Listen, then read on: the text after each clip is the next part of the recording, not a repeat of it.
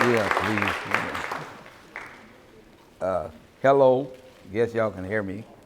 Good evening or good morning, whatever. And it's an honor and a pleasure for me to be here. If I get a little watery, that's the way I'm giving you my feeling. I'm glad and honored for everybody to be here to listen to my story that I'm still trying to tell. My story is not only about the Negro League, my story is about history, black history, white history, our history, the things that I want to see before one day I leave this earth. And believe it or not, I don't think I'm going to heaven, but I'm going down the way the go-go girls at. That's who I am. So it's just simple as that. So my wife always telling me, and my mother used to tell me about I need to pray more. But I do pray, but that one day I can shimmy off that pole that they have down there that the young ladies be and get my dollar and stick them down there. They call me Crazy Leg for a reason. When I played with the Indianapolis Clowns, I did a lot of dancing. And that's why I asked them to put a lot of the music up that I love to play on. We have Sweet Georgia Brown, and believe it or not, the best one we had was Elvis Presley Blue Suede Shoes. And believe it or not, 1960, we played Elvis Presley. A bunch of black guys playing Elvis Presley in the South down in West Monroe, Louisiana. It was pitiful for us. But most of my life is, I do this for a reason. I do this because I love to do this. I love to tell my story. I know what passed behind me. I know what the future, I think I know the future, but I know what happened to me right now today. Today is that I am trying to give my life to try to get this country, now not this universe, this country, the United States, that we all can live happy together. It's just simple as that. I still think we have problems. The kids today ask me a lot of problems about racism. That's what it is. This is not all about me playing baseball, but it was about the Negro League founded in 1920 to 1960. We talking about this year, the 100 years old of the Negro League. And this week, this month, a young man asked me today about should we do with Black History. Everybody want to do 1 week or 1 month. So this is combined with my 100 years old of the Negro League and Black History. I'm here for your pleasure to ask me anything that you want to ask there. I am not the one that worry about falling back. Like I told the kids today, if you want to get in my face, I got a thing when I coach, I turn my cap backwards and go to the young kids, bring it, I'm not afraid of nothing, This ring he's talking about, 2013, coaching football. We won the state champion in Sumter, South Carolina. Yeah. I coached basketball, baseball. I coached college. I actually coached 1 year at Syracuse University when they was trying to get a club team in baseball. Syracuse University is the only school in the Big East that don't have a baseball team. So that's what I went there for. It didn't work out because they didn't want to pay the kids just a scholarship to do there. My life in the Negro League started real young. For me, I started playing when I was actually 13 years old. I thought it was funny. My glove was a Dixie Crystal sugar bag that I got and dumped my mother's sugar, and she's still killing me about it, but anyway. Yeah. And I made a glove out of it, and I started playing outfield. And then a young man, he came and see me playing, thought I should go someplace at 13, 14 years old. In Savannah, Georgia, we didn't have no little league or nothing. Let's face it, it was segregated and everything else that we had there. But this year, named Clarence Blue Boy Grant asked my mother, I lived like 15 miles on the other side of town, that can I play for him? And I used to come home at night from practice. I mean, people, we practice. 13, 14 years old when I played for him for 3 years. We practiced. If you didn't like what he said or what he did, he don't send you home. He just beat the hell out of us. That's exactly the way he was. And he'll tell your parents, and that's the way this guy was. I owe a lot of my life towards him for being disciplined and coaching and playing this game. My only problem, the kid asked me today that what problem I had growing up is that, yes, I was in the 60s. We did have the KKK. And that was real life people, and nothing funny about that. Yeah, I was coming home one night. I love to run. Instead of going the long way, I ran. Going the short way, I ran. Came the long way, and happened so something told me, turn around and look back. And truck was coming back, and 3 white guys, KKK, had their hood on, and they had a 2x4. They had a habit in Georgia, Savannah, Georgia, that ride down the highway and hold it out and hit you. And let me tell you, there ain't nothing to play with. It's very shocking. But it happened so, good Lord was with me, whether we Christian believe in who you believe in. I happened to go and cram up on some wood and stuff, and I watched them guys.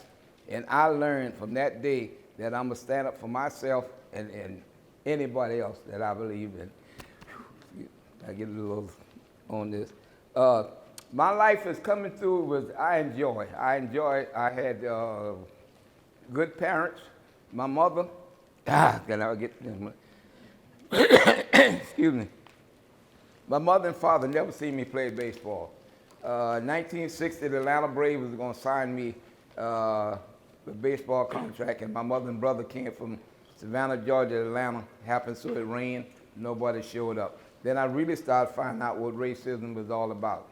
At a young age, I went down to Lakeland, Florida, Detroit Tigers. They wanted to sign me until I got there. I was very good, very great. I'm not bragging, I'm telling you the truth about that. I had an arm, 17, 18 years old, I was a pitcher. I mean, I got clocked, really calling pitching, they caught me 90 miles an hour moving ball. I weighed 147 pounds. That's who I was. But they clocked me, and I went to Lakeland, Florida, Detroit Tigers camp. When I got there, they called Russell Patterson. And I raised my hand, and the guy told me who was in charge of the scout, your name not Russell Patterson. I said, well, you got to ask my mom and daddy about that. But they didn't know what color I was, but they invited me back the next following year. And the same thing, I kept getting the same word over and over again. Either I was too short, too small, and I wasn't white. It's just very simple people. It wasn't nothing to hide when I played ball. I can hit, I can run, I can pitch, I do everything. That's just the life that I went through, and that I still think I can go through it again with the strongness that I have in my heart to do what I want to do. In 1960, I went to Cocoa Beach. It used to be which is the Washington Senators, which is the Minnesota Twins now. I got invited there, and I mean, I really showed out. I did everything right, throwing, pitching, running. I did everything right, but yet still I didn't get signed. Then a guy named Ed Hammond from the Indianapolis Clowns came in and signed me, And I tell people I was the #1 in, because believe it or not, I was the only one there. That's why I was the #1. They signed me, and actually I got money. Now I can tell a story about that. I actually got $500, but they didn't believe that, It was a big time thing for us. Then I played with them for 2 years. It was the Clowns, but then we had a thing. I got one of my late teammates back there. He played after me. We had a thing called a shadow ball, and we do a lot of dancing and stuff. So that's why they end up calling me Crazy Legs, because I love to dance, I love to play, and I love to laugh. I love this game, right? I love baseball, but people don't understand. I love basketball. I coach basketball. I'm a winner. You go to Sumter, Georgia, anywhere in South Carolina, they find out every place I go, I was a winner. I coach college basketball with girls. I was a winner. I love coaching, period. I love people. I get around people. I don't care who you are, what color you are, what money you got. I love enjoying being around people. Like my wife, she tells me I got one of the sweetest mouths in the world. I talk too much, but that's just life. That's just who I am, You have your ups and downs, I have mine. So I came through a lot of stuff, not bad stuff, because most of you from down south, either you was hungry or bothered in the fields and all that stuff. My mother and father didn't allow that for me, because I'm the third oldest out of 7, and they seen something in me that I guess they did. But I never had it hard, would say, growing up. My thing was, I wanted to play baseball. I wanted to coach all my life. And I wanted to be smart and being intelligent, get my grades, and do what I want to do. Everything went different. Yeah. I played baseball, that didn't work out. I am smart, I'm very intelligent. These cell phones y'all got, I worked in research and development for 37 years. I helped develop those in Merrill Beach, South Carolina, a place called AVX. I helped develop all this stuff. About 2 or 3 years ago, if y'all remember when the battery was burning, blowing up these cell phones, I would tell those, all y'all got PhDs, don't hurt me. All y'all PhDs, I told them guys, hey, y'all wrong. Them batteries are gonna burn up. And they burned those cell phones up because they did the wrong thing on it. So I did it. I still didn't get no money from them, but I changed it. I love stuff. I work in what they call precious metal. I work in gold, silver, all that stuff. Everything in these cell phones, I had something to do with it for 37 years. That's one thing I'm proud of. I never went to college for it. I just learned. And I talked to a veteran today. I got drafted in 1963 when we didn't have rights to vote. A lot of black guys, we went to service. A lot of white guys went to Canada. I wanted to serve what you call my country. And fortunate enough, I ended up the Army seeing something to me and sent me to Redstone Arsenal in Huntsville, Alabama, on missiles and radars. I can fly missiles, I can burn them up, I can do everything with them.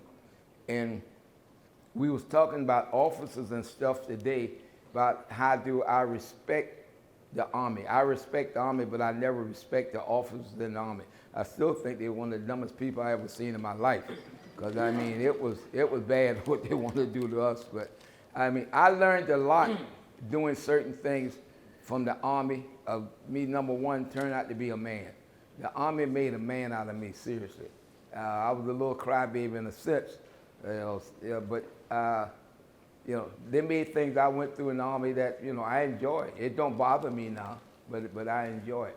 But I still came out and I happened to start playing baseball. And I went to Jersey and started playing in the league there. And I started playing, but then they wanted me to be the player, coach, and manager. In 1969, I lost the first ball game of we had a doubleheader, and I came in relief, and the center field dropped the ball, but I won 10 straight ball games with this arm of mine. I mean, I was unbelievable that year. I won the most valuable player. I was 10-1. I won that in pitching. I was the manager of the year, and plus I was the coach of the year in the All-Star game. My life still continues to go through life what I need to do, what I want to do. And what I want to do is I want to see everybody together understand what are we going through. Yeah, we are all poor in life. I don't care what you're doing, we all poor. But this brotherhood we don't have, a sisterhood we don't have. And those are one of the things that really bothers me in life. I had them to, somebody asked me about my dancing. I had them to play Sweet Georgia Brown. That's what we played. And I could dance. That's why they call me Crazy Legs. Yes, sir, cool. Yep. Yeah. And I still love to dance. And it's just some of the things I like to do. And that's why I made my money at. Yep. Yeah. Those are one of the things. See, that's the Harlem Globetrotters there. And yeah, see, listen at that, Yeah. Yeah. See, we used to do what they call a slop,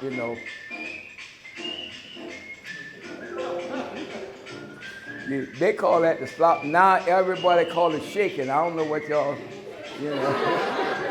Yeah.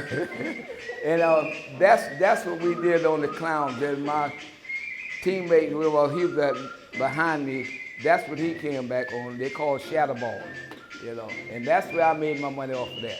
Yeah. And I still can do it. And I still think no young person, I don't care who y'all can outdance me. Yeah. The other one I can do is that one y'all can do, but my thing was,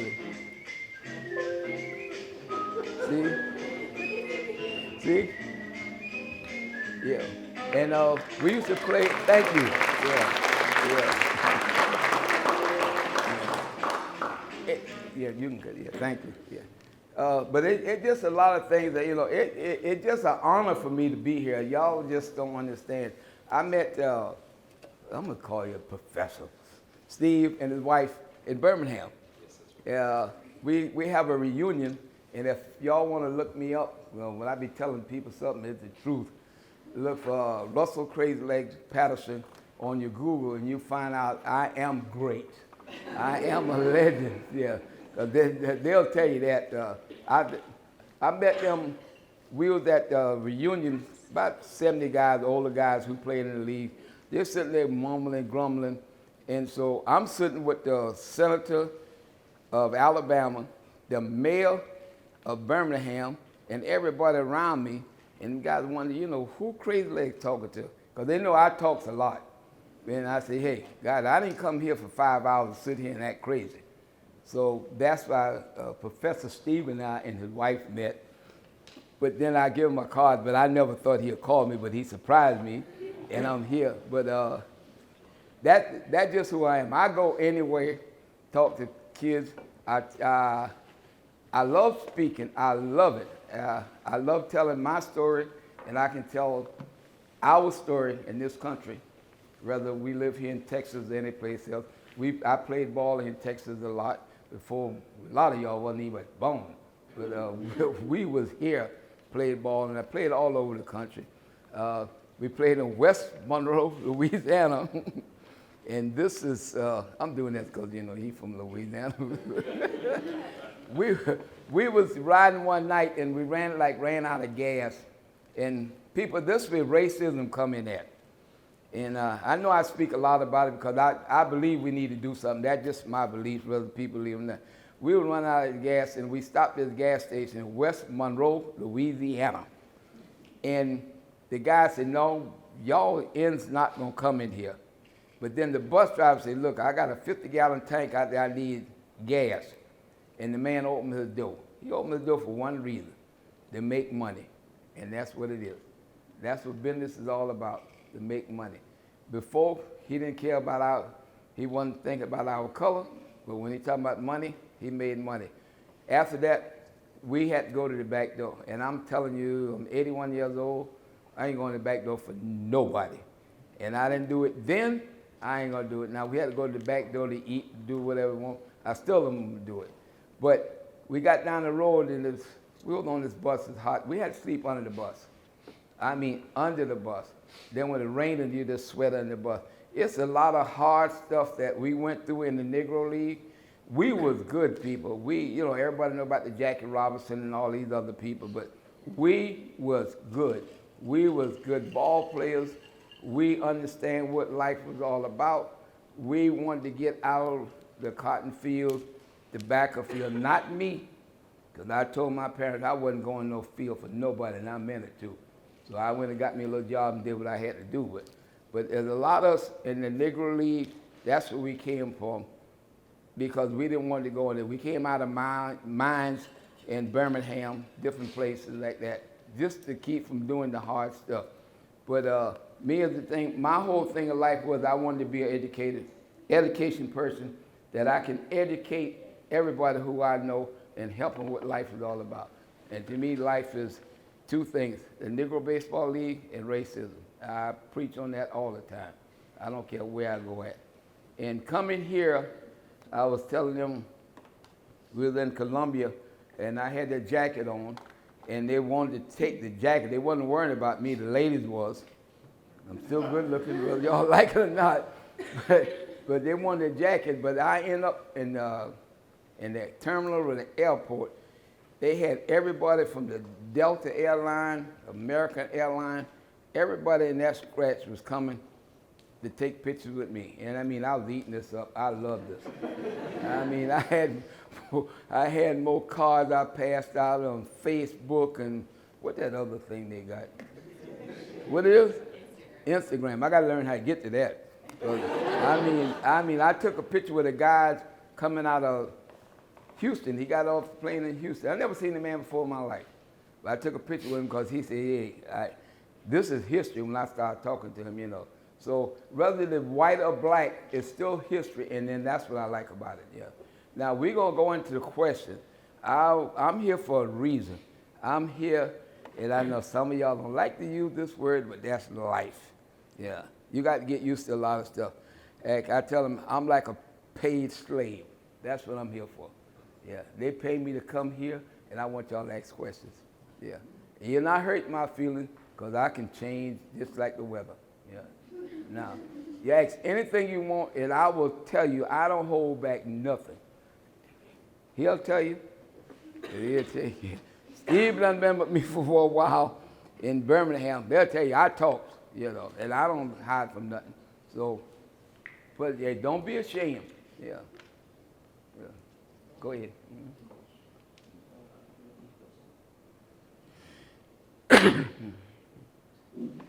Shoot. Yes, sir. Was there ever a time where you felt like by yourself, and then when you met your teammates, when you got acquainted with them, you then felt accepted? No, because when I came from Savannah, if anybody knows anything about Savannah, Savannah, Georgia, is right, if you go across the big bridge, the Savannah River, I was born and raised there, they call it Yamacraw. I am, whether y'all know it or not, some of y'all might know what a Geechee is. I am a plain Geechee.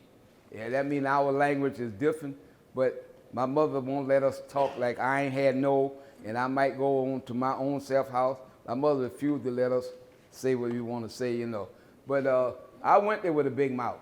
Yeah, it's just simple. I was the smallest thing there, same size I am, but I weigh 147, 157 pounds. And I didn't let nobody bother me. I was telling the kids today, a lot of them don't know what a straight razor is. Yeah. I carried a straight razor. I was 20 years old carrying a straight razor. Yeah. I didn't want nobody to bother me. That's who I was. I was a pain, a pure pain in the you-know-what. Yeah. It's simple as that, yeah. I'm still ain't afraid of nobody, If you beat me, I don't care, Yeah. We going one of us going somewhere, Next question, yeah. Yes, ma'am.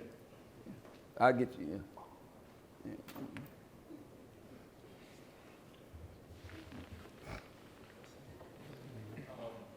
So segregation ended in 1964. No. Segregation ain't never in. My point being, No, I'm not being smart now, but yeah. my point being, we're still seeing a lot of firsts for black people. Thank you. I'm glad you brought that But up. I moved here. I was born in Florida. Can y'all be on the side of the room? No? Okay. I moved here when I was a freshman about 6 or 7 years ago, 2014.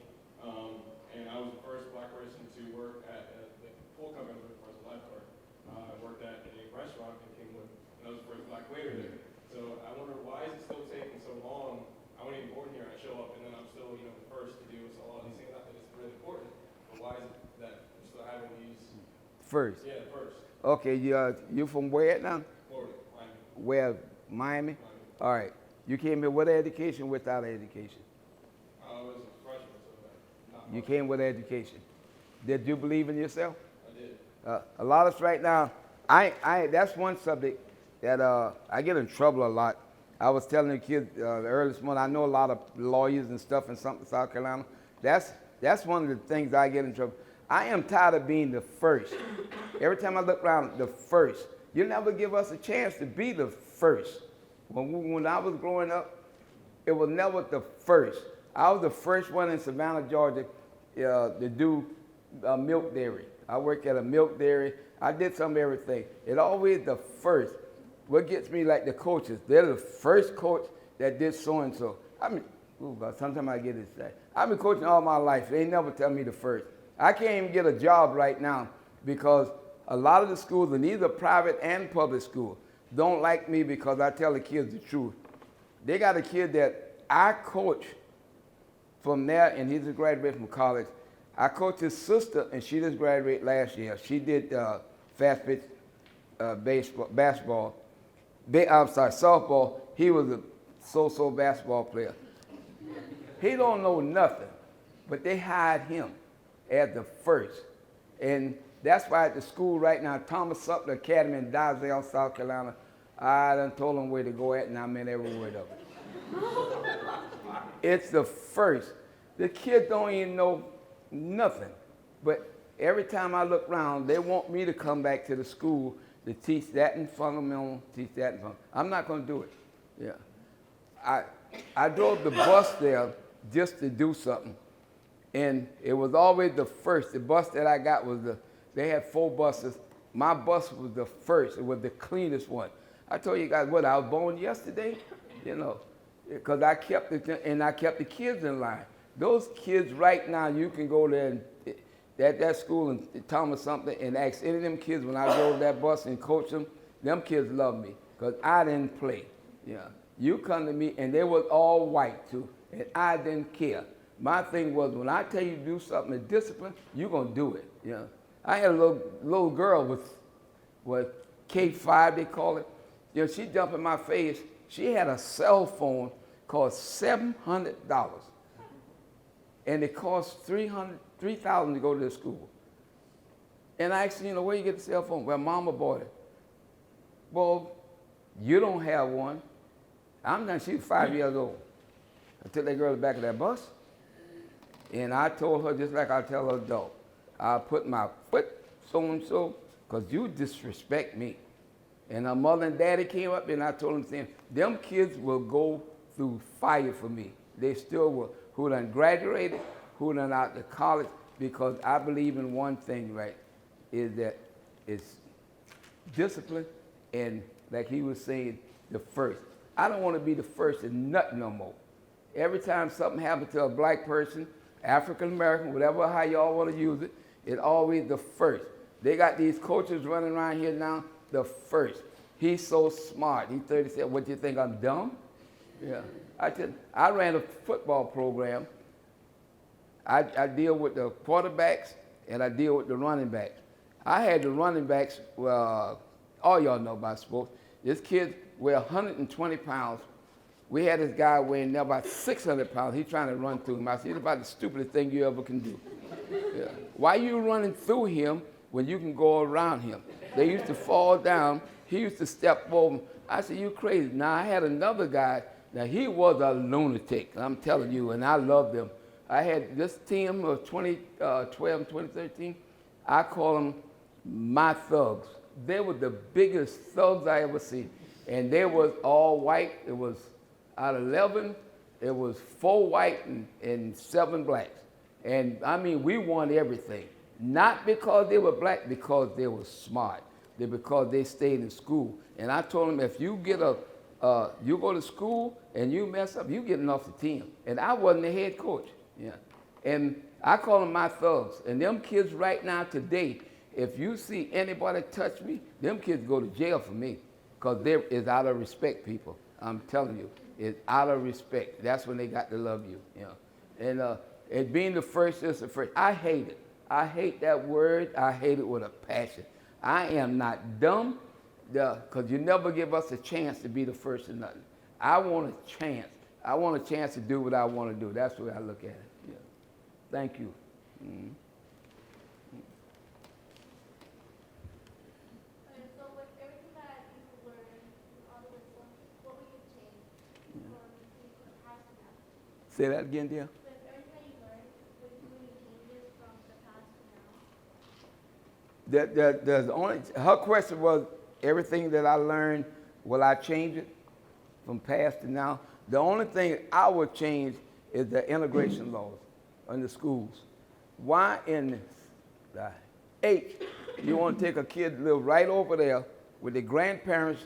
When they go something wrong, the grandparents can walk there and send them 5 o'clock in the morning to go on the other side of town to learn what?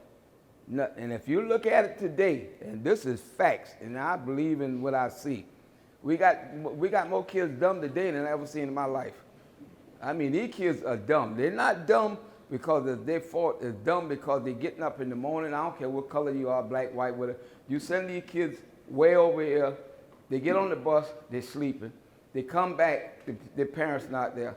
And that's why we got kids, black and white. Their discipline is bad, and they are dumb. What I mean dumb is that they don't know nothing. It's simple. I think that's the worst thing. My mother, if she was living today, she'd tell you the same thing. I hate it. They should have busted the teachers for these kids to get an education. I got an education because I wanted to be smart. Like I say, I work in research and development. I didn't go to school for it. I learned it because And I'll be honest with you, the white guy over there, not you, because you kind of big now. I have to kind of turn my cap backwards on you, you know. Yeah, the white guy over there going to try to tell me how to do something over here. And I know you're not going to do it. I made it my business. From Rutgers University, y'all done heard it, Penn State, Alpha University. I used to do all this what we call ceramic casting. In 1978, 80, Sony, the president of Sony, when we had the little speakers, record players in the car that jumped up and down, right? We was in San Francisco. I was the only, we had there was about 500 people there. I was the only black there. Here we go again, only. I was the only black there. The kids from Rutgers University gonna tell me how to lay this down. Well, you have to, what they call you, lay it down and you peel it up and all, and make all your stuff out of it. That it takes him 2 days to do it. I'm a manufacturing manager. Take you 2 days to do that. We out of business. I can lay it down and I take it up in 15 minutes. Well, we're gonna bet. If you go to Rutgers University right now, they got Bush campus. That's where they do all the engineer work at now. I won $1,000 from that guy. I said, you running off at the mouth, you don't know what you're talking about. And I went and proved it to them.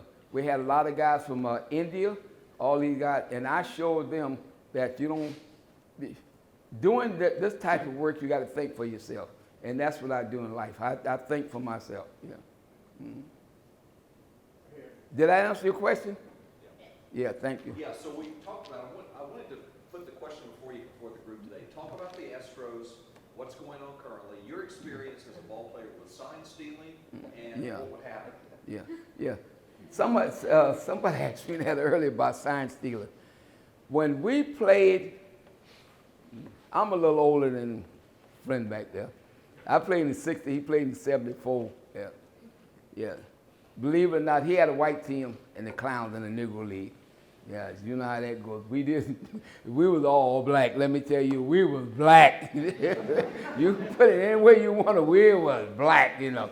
You know, we go in the hotel or something, we go way in the back, and I'm sleeping on the bus, you know. But anyway, we were talking about sign stealing. I'm a pitcher. We had a catcher. You got guys on second base. This thing they got now about the sign stealing. You steal, the catcher always, if you give you one, that's a fastball, but then you throw them a curve. If you give you two, that's don't throw the curve, throw a fastball. But if they find out somebody's stealing sign, I guarantee you, the thing when we was coming up, you didn't hit nobody in the head, but you really put it in their ribs. I mean, that ball come that way and come out the other way. That was just simple, you know. And I was the one, because Tab Cobb, the great Tab Cobb, he liked to slide with his cleats up. They thought I was what they call the black tie Cobb, because I used to shine my cleats. We had mellow cleats, and I used to shine my cleats, and that's what I did. Constant Bluff, Owl, I cut up a guy that he was white, and I loved it. When I seen him down there, I would add him up. Yeah, just simple. And that's what we all sign. You steal a sign of us, but you're not going to live long. And right there, and if everybody go to Florida, I know everybody go to Florida. You go to Lakeland, Florida, Detroit Tigers, excuse me, got a big camp they call Merchant Stadium. I was on up the bat. That's the only time they let the black and whites play together when you go to these camps. They have all these white kids, few blacks in there, and here we go again, being the first. Yeah. So I was at bat. I'm left-handed, but I bat right-handed. I hit a shot down first base line, which you weren't supposed to. The ball was there. I hit the ball out. I went around second. I peeped. I seen the guy in right field fumble the ball. I said, hey, I'm going to third. So I went around first, second. When I got between second and third, I heard somebody in the stands. Yeah, run in, run. And the kid was playing third base. He was white. And I said my prayers on him. I said, Lord, take him away, because he out of here. I was going to cut him to death with them spikes. That's how bad I was. But it happened so, brother, we believe in God again. Ball bounced and went over the head and went in the stand. And I looked at him, I seen the white guy out there. I said, yeah, this end can run, Kenny. And I kept going on that stuff. You know, we went through some stuff, I'm telling you people. And the other thing that really I tell everybody about is 1960, we played in Huntsville, Alabama. God. We were playing ball, we played that night, and like a bunch of dummies, we had 2 white girls came from Canada, followed us from Washington, D.C. down. We didn't have sense enough to understand why them Ku Klux Klan was out there. Now, number 2, you got a bunch of black guys with 2 white girls. They thought we were doing everything, but we wasn't. We had to sleep with bats on our chest, and that's in my story on, if you go to Brian Gumbel, that's one of the things in the story that I made, and that's a true read. We was scared, you know, because they wasn't playing. In 1963, 64, I went back to Huntsville, Alabama for this country. Yeah. I got drafted in the Army for this country. This is where I took my training at. It was still the same way, you know. At the USO, they supposed to serve as servicemen. Every Friday, they bring in a bunch of white girls. When they bring them in, now ain't no boy gonna tell me that them white girls ain't dancing with no black guys in Alabama. And that was one of the things that I got into the service with this right here. Yeah. I told them, hey, if we can't dance with her, they're not going to be in here. And we tell them if Redstone Arsenal in Huntsville, Alabama is still there. Yeah. And that's the way I was. And that's where I am now today. You know, you're not going to take advantage of me when I got my eyes open, you know. It's very simple, yeah. Project your question. So we were talking earlier in class about serving and whatnot. There's a sense of unity between people who serve and people who haven't. Yeah. So I saw Battle over here, Yeah. you know, and I know that he's got my back and my back his. Right. I don't know him from Adam, but I know we Yeah. have the same training. That's right. And we'll die for each other, right? Why can't we, as Americans, have that same unity, the same community, the same brother or sister, whatever you want to call it, the same nationalism, that we're all Americans? How do we go about fixing that? How do we go about saying we're all the same, regardless of skin color? We speak the same language, most of us. And if we don't, we got something in common. Somewhere down the line, we got something in common. Why can't we use that commonality to be fruitful or friend to one another? I don't understand what the issue is. Yeah. My issue, 81 years old, I still believe in this. If you don't know your history that comes behind you, you damn sure you don't know what's ahead of you. We as people, black, white, whatever color you want, we don't learn our history. We are afraid of one another. We are so afraid of one another that it's ridiculous. That's why we're going to never gel together. That's why I keep preaching over and over again when I go different places to preach. You young people going to have to change this. I'm not talking about the world. We can't go over that desert and change people. Them people are fighting for their life for 100,000 years. We got to change America. We have to change the town that we live in. We can't worry about all this stuff. That's our problem. We don't understand one another. You know, nowhere in the world you're going to tell me that this man will invite me here. He understood something about me to invite me here, right? Wait here. Yeah. Him and I talked today, right? I found out a lot about him just by talking. Just because he's black, it wasn't just talking. I didn't talk a lot about him. This, and I just found out he was a veteran, right? Army? Yes, sir. See? Because I was telling them this morning that when I was in the service, they call it fragging. When you frag somebody, it's always an officer. I hate the officer. He told me, and I didn't know he knew where they're at. I'd have been where? Leavenworth? Where the prison at? Leavenworth. Everybody who know me right now today will tell you straight out I should have been in Leavenworth, Kansas. That's the prison jail. You're the Army veteran. You know where it's at, right? I was too tired, but I know where Leavenworth is. That means you bad. I couldn't stand an officer. The fragging means that wherever he at, you throw a grenade in there and kill it. It's just simple, people. Ain't nothing beat up about it. Because I thought they were the most dumbest people I ever seen when I was in the service. Because they always push you to do something and they don't know the H going on. And that's my thing is we don't learn history from one another. You know, we don't learn where we're going at or where we're coming from because we're afraid of one another. I guarantee you when we leave this room, 90% of y'all won't even speak to each other. I guarantee you that. And if we learn our history and quit worrying about how we feel and how we look, we can get along. Yeah. Because I can get along with anybody. I don't care what nobody say. If you don't like me, I just curse you out and go on about my business. That means I love you, you love me. It's just simple. You know? Yeah.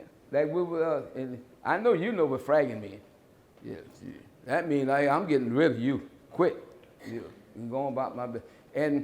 And what I call discipline, if you're not disciplined, you got problems.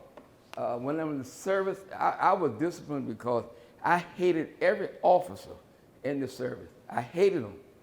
2-star general, 1-star, and they'll tell you, you don't curse out no 2-star general because you're going to jail. I cursed out a 3-star general. I told them where to go at, but when I looked around, I ain't had no witness. You know, they just don't throw you in jail, you know. But, you know, that's life, you know. We got to respect and love one another. You don't have to kiss up and go to people's house and have dinner because they always tell you, I hate chicken. I am black, I hate chicken. All black people do not love chicken. You hear me? Yes, I hate chicken. But I come to your house. It's simple as that. And I love baked beans. I love baked beans. But, you know, those are things I try to learn from people, you know. Yeah. It's simple. Life is simple, you know. We don't want to make it hard, you know. Yeah. Go ahead, man. So first I'd like to say that in the Bible it says that there's no Greek or Gentile, barbarian or Scythian. So the Bible's against judging somebody based on their skin color, but it's all about in Christ. So was religion used against you as actual, like God approved of racism? God, I love this. I can be here all day. How long we got? Oh, God, I can be here all day. I love this. People, I'm here to tell the truth. I'm not here to blow off nobody. I grew up in a Baptist home, but you know what I was? I was a Methodist. I ended up being a Catholic. I hated religion. My mother used to get on me. I think that's it. I'm telling you where I feel now. I hate religion, one of the biggest crap I ever seen in my life. That makes you do one thing and you're doing something else. Yeah. And that's what I think that we got to quit worrying about, whether you're Jewish, Utah, black, white, whatever. Quit and worry about the person that's inside, you know. I'm going to say this because I know it's short. Right now I'm a Presbyterian. Well, I have a thing in church. If you ever come to Sumter, South Carolina and come to Congruity and ask for Mr. Russell Patterson, they'll tell you he's one of the foolish person they ever seen in there. Because I'm the one in church, and don't ask me why I did it, I cursed the preacher out in church. Because he's going to tell me what I got to do. You know, you don't tell me what I got to do. And that's what we're talking about. You can't put religion in everything people do, because everybody's not going to believe in the same thing, you know. But all the religion is the same, but they're not going to believe in the same thing, you know. Oh, here you go, yeah. Oh, hold a minute now, you getting rid of me? He's actually going to stay around and answer questions at the end as well. But and I got it. Pressed for time, and we want to make sure if we have a class after this, we make it on time. But we want to give him a round of applause for our